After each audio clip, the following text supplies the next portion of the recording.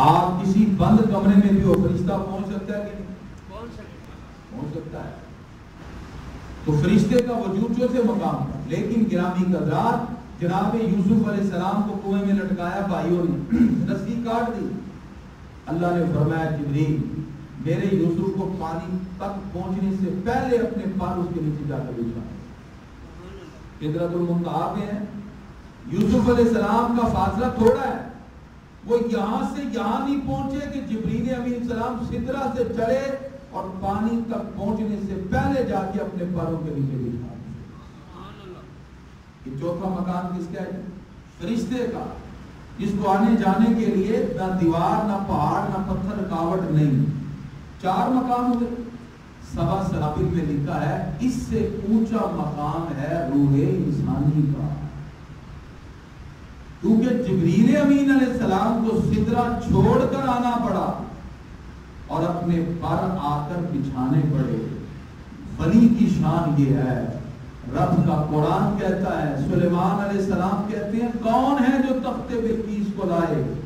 جناب حضرت آصف بن برقیہ جو ان کی امت کے ولی تھے، وہ عرض کرتے ہیں انا آتی کبھی قبل ان یرتد الیک طرفک، آپ کی پلک جھپکے گی نہیں، میں تخت بلقیس اٹھا کر آپ کی خدمت میں پیش کر دوں گا۔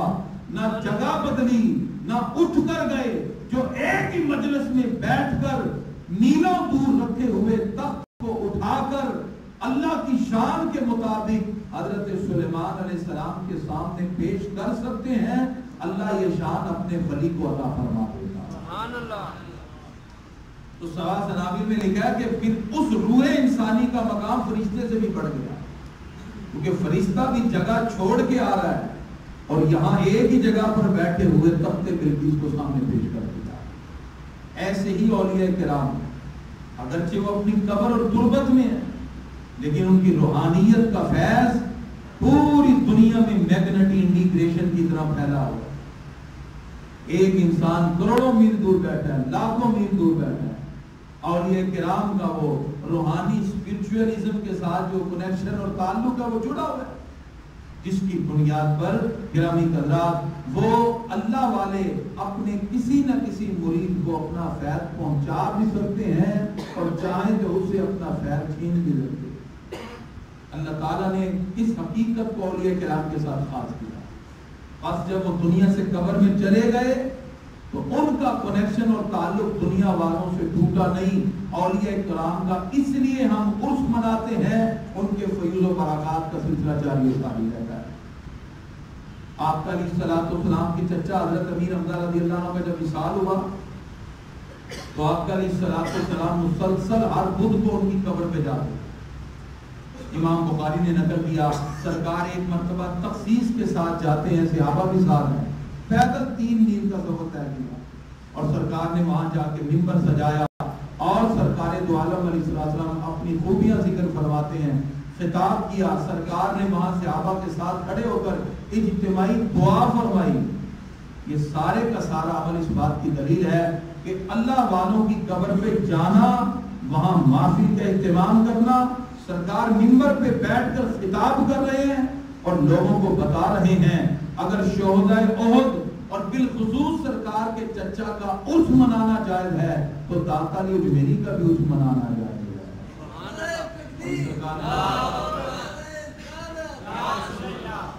سیدنا داتا علی اجمیری رحمۃ اللہ تعالی علیہ افغانستان کے محلہ غزنی کے ایک علاقہ حجویر میں پیدا ہوئے اور پھر وہاں سے چلاب منتقل ہوئے۔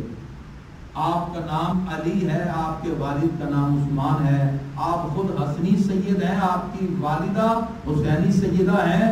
حسنی حسینی سید کا ملاپ ہو تو ہیرا بھی داتا علی جوہری جیسا پیدا ہوگا۔ آپ کا نام علی بن عثمان ہے، آپ کو داتا اس لیے کہتے ہیں، آپ عطا فرمانے والے، دینے والے کو کہتے ہیں۔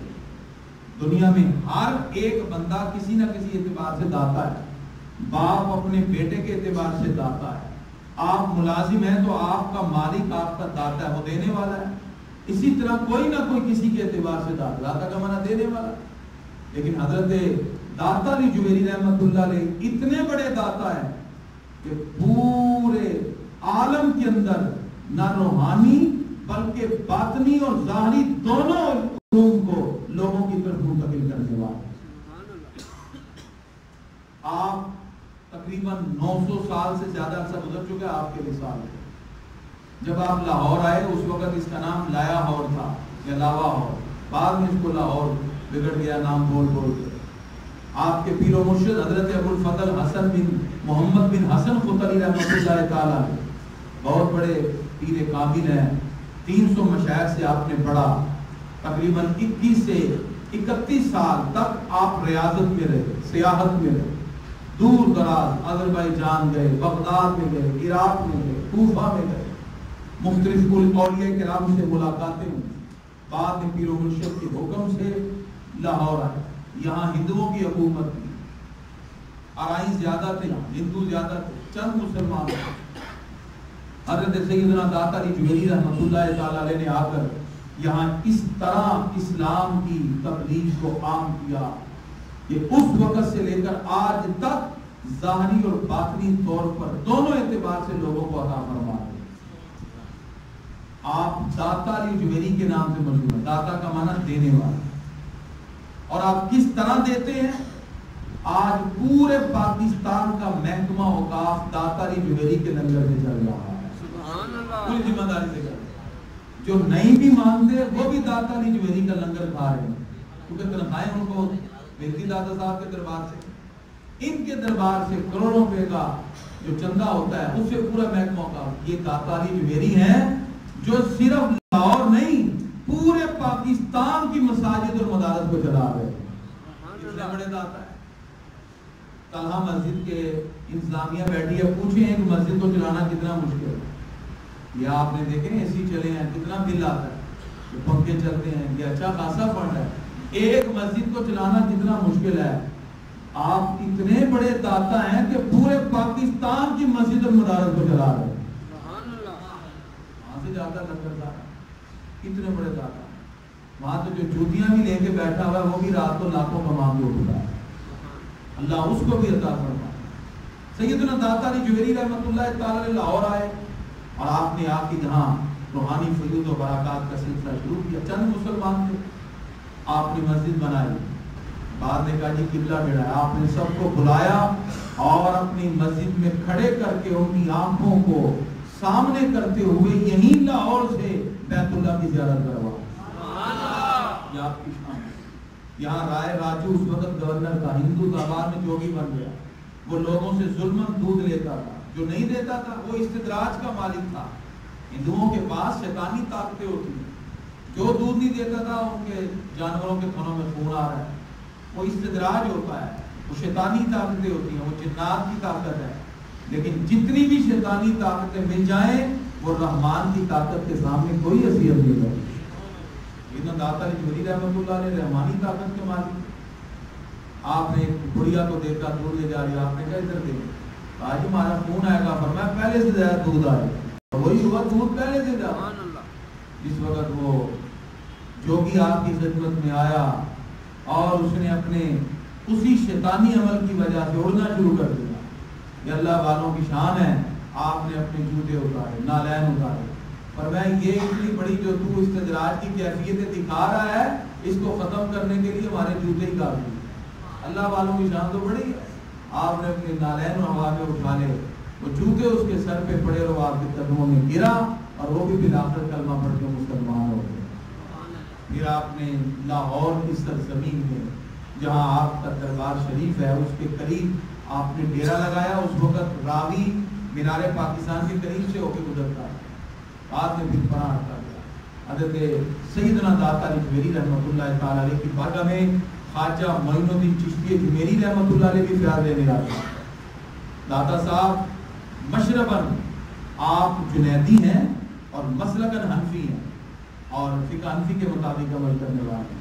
سیدنا خواجہ معین الدین چشتی جمیری رحمۃ اللہ علیہ چلا کشی کرنے کے بعد جب پلٹنے لگے تو پکار اٹھے گنج بخشے فیض عالم مظہر نور خدا لا کی سارا پیر کامل کامل آرا رہنما. فرمایا یہ وہ ہستی ہیں جو پوری کائنات میں روحانی خزانے تقسیم کر رہے ہیں. جس کو بھی فیض ملا. حضرت بابا فرید بھی آ رہے ہیں تو اپنی داڑھی سے ان کی بارگاہ میں جھاڑو دے رہے. بڑے بڑے اولیاء کرام آپ کی بارگاہ میں حاضر ہوتے ہیں, چلہ کشی فرماتے ہیں, روحانی فیوز و برکات حاصل کرتے ہیں. کیونکہ مظہر نور خدا, اللہ کے نور کے مظہر یہ ہیں. ٹھیک ہے نا, کوئی یہ نہ سمجھے کہ جو اللہ والوں کی صفات ہوتی ہیں شاید ہم ان کو خدا سمجھتا ہوں. اللہ والوں کی جو صفات ہیں وہ اللہ کی عطا سے ہیں. جیسے اللہ رب العزت قرآن مجید فرقان حمید میں اپنے محبوب کو رؤوف الرحیم فرما رہا ہے, اور اپنی صفت بھی رحیم. بالمؤمنین رؤوف الرحیم فرمایا میرے محبوب رؤوف بھی ہیں رحیم بھی ہیں. اور آپ بسم اللہ میں کہتے ہیں بسم اللہ الرحمن الرحیم, اللہ کے نام سے جو رحیم ہے. اور اللہ قرآن میں کہتا ہے میرا محبوب بھی رحیم ہے. معلوم ہوا اللہ کی رحمت اور ہمارے آقا کی رحمت میں فرق ہے. وہ رحمت میں ذاتی ہے, اس کو کسی نے عطا نہیں کیا. ہمارے آقا کی رحمت رب کی عطا سے ہے. ایسی اولیاء کرام کے فیوز و برکات ہیں, وہ ان کو اللہ رب العزت نے عطا فرمائے, اور رب کی عطا سے ہی وہ پھر فیوز و برکات کو تقسیم کرنے والے ہیں. سیدنا داتا علی جویری رحمۃ اللہ تعالی علیہ لاہور کی سرزمین کے اندر اسلام کے فیوز و برکات کو اس محبت کے ساتھ تقسیم کرتے گئے کہ پھر لاہور میں جتنے بھی اکثریت کے ساتھ ہندو تھے وہ کلمہ پڑھ کے مسلمان ہو جاتے ہیں. گرامی حضرات, آج جو ہم لاہور کی سرزمین میں ایمان کی دولتوں کو دل میں سجا کر بیٹھے ہیں, یہ انہی اولیاء کرام کے دم قدم سے ہے جنہوں نے ہمارے بڑوں کو کلمہ پڑھایا, اور نسل در نسل یہ سلسلہ چلتا آ رہا ہے. محسن کا احسان بھولنے والا ہمیشہ خوار ہوتا ہے. زندہ قوم کی علامت یہ ہے وہ اپنے محسنین کے احسان کو یاد رکھتے ہیں. ہم ان اولیاء کرام کا اس لیے ذکر کرتے ہیں کہ جن کے روحانی فیوز و برکات سے اللہ نے ہمارے دلوں کو بھی منور کیا. علامہ اقبال کہتے ہیں مجھے بھی جو روحانی سوغات ملی ہے وہ بھی داتا علی جویری سے ملی ہے. سبحان اللہ. آج جو کفر کے فتوے لگاتے ہیں ان کو پاکستان چھوڑ کے کہیں اور جانا چاہیے, کیونکہ یہ پاکستان تو اقبال کا ہے. علامہ اقبال نے خواب دیکھا. علامہ فرماتے ہیں سید حجویر مخدوم امم, فرمایا ان داتا علی جویری کے بارے میں کوئی زبان نہ کھولے, یہ حجویر کے بادشاہ ہیں. مخدوم امم, پوری قوم ان کی خادم ہے. مرکز او پیر سنجر راہرم, فرمایا ان کی بارگاہ اور ان کی تربت اور مزار پیر سنجر کے لیے حرم کا درجہ رکھتی ہے. جو مقام حرم کا ہے پیر سنجر کی نظر میں, وہی مقام داتا علی جویری کی تربت اور آپ کی بارگاہ کا ہے. داتا علی جویری نے ان لوگوں کی آنکھیں کھول دی جو کہہ رہے تھے کہ آپ کا محراب ٹیڑھا ہے, اور میں ٹیڑھی تمہاری آنکھیں ہیں, آؤ میری مسجد میں. سب کو بلا کر کہا نظر اٹھا کے دیکھو. جب سب نظر اٹھا کے دیکھتے ہیں تو لاہور کی سرزمین سے بیٹھ کر بیت اللہ کا دیدار کر لیں. سبحان اللہ. یہ شان ہے اولیاء کرام کی. اس لیے گرامی حضرات ہم دعا کرتے ہیں اللہ تعالیٰ ان اولیاء کرام سے ہم سب کو اپنی محبت کا اظہار کرتے ہوئے ان کے نقش قدم پر چلنے کی اللہ توفیق عطا فرمائے. وما علیہ الا البلاغ.